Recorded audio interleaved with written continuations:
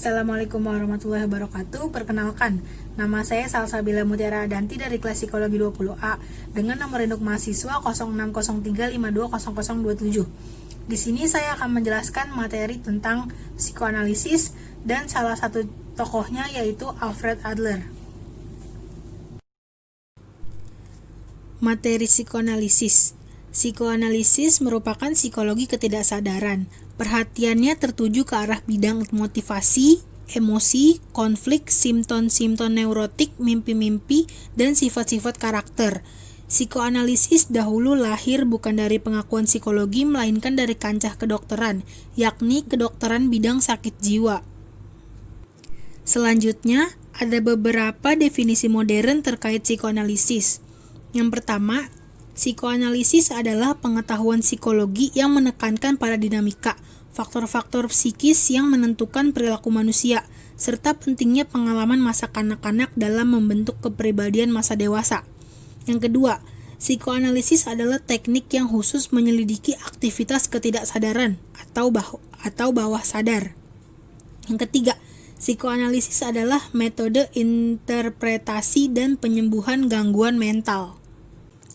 Psikoanalisis menggambarkan perkembangan sebagai sesuatu yang biasa tidak disadari atau di luar kesadaran dan diwarnai oleh emosi.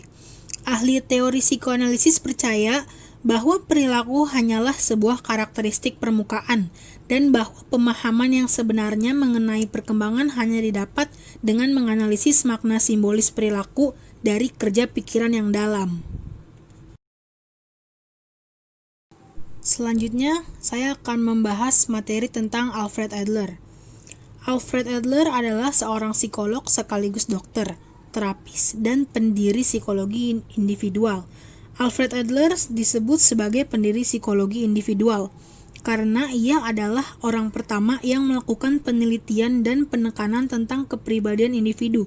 Tak hanya itu, beliau juga memperkenalkan istilah inferiority feeling atau yang lebih dikenal dengan nama kompleks inferioritas. Kemudian, Alfred Adler tidak memulai karirnya sebagai seorang psikolog, melainkan sebagai dokter spesialis mata. Dari dokter spesialis mata, beliau melanjutkan perjalanan karirnya menjadi seorang dokter umum. Kemudian, pada tahun 1910, Alfred Adler dipercaya untuk menjadi pemimpin atau presiden dari Vienna Psychoanalytic Society. Vienna Psychoanalytic Society ini merupakan sebuah komunitas yang membantu menangani psikoanalitik dari masyarakat. Namun sayangnya, ada ketidakcocokan dalam pemikiran dan sudut pandang para anggotanya. Hal ini pun membuat Adler memutuskan untuk keluar dan mundur dari jabatannya sebagai seorang pemimpin. Akan tetapi, perjalanan seorang Alfred Adler tidak hanya sampai di situ. Setelah keluar dari komunitas Vienna Psychoanalytic Society, Adler memutuskan untuk membangun komunitasnya sendiri. Komunitas ini diberi nama Society Individual Psychology, sehingga komunitas ini lebih membantu menangani psikologi individu masyarakat dibandingkan psikologi analitik dari masyarakat secara keseluruhan. Adapun hasil pemikiran dan penelitian Alfred Adler tentang kepribadian. Dari penelitian dan metode penelitian khas yang dilakukan oleh Alfred Adler, terbentuklah hasil penelitian yang sangat berguna bagi pengetahuan tentang kepribadian individu. Yang pertama, perjuangan ke arah superioritas. Dalam perjuangan ke arah superioritas dikatakan bahwa tingkat agresif lebih penting dari seksualitas.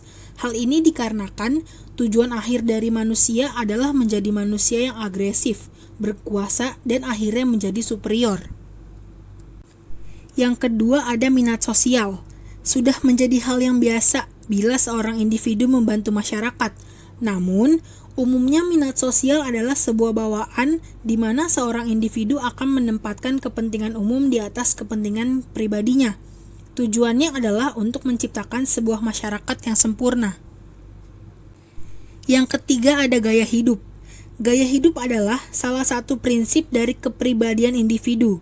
Prinsip ini juga populer dengan nama prinsip ideografik, di mana keunikan individu bisa terbentuk dari gaya hidupnya.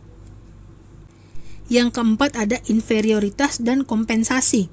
Inferioritas sering diartikan sebagai letak dari gangguan, Gangguan ini timbul diakibatkan hereditas atau kelainan dalam perkembangan. Tak hanya itu, inferioritas juga sering diartikan sebagai bentuk penyempurnaan dalam kehidupan manusia. Hal ini dikarenakan manusia telah didorong oleh kebutuhan inferior untuk menjadi superior. Kemudian yang kelima ada finalisme fiktif. Hasil pemikiran dan penelitian tentang finalisme fiktif ini dipengaruhi oleh gagasan yang dikemukakan seorang filsafat bernama Hans Vaihinger.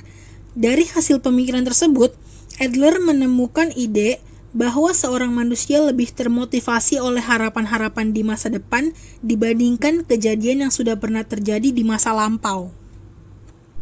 Oke, yang terakhir ada daya kreatif. Daya kreatif di sini adalah sebuah konsep yang menjadi puncak dari prestasi Adler sebagai seorang teoritikus kepribadian.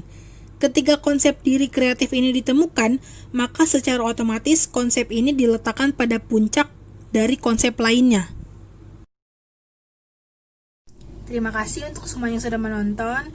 Kurang lebihnya mohon maaf dan semoga materi ini bisa bermanfaat. Assalamualaikum warahmatullahi wabarakatuh.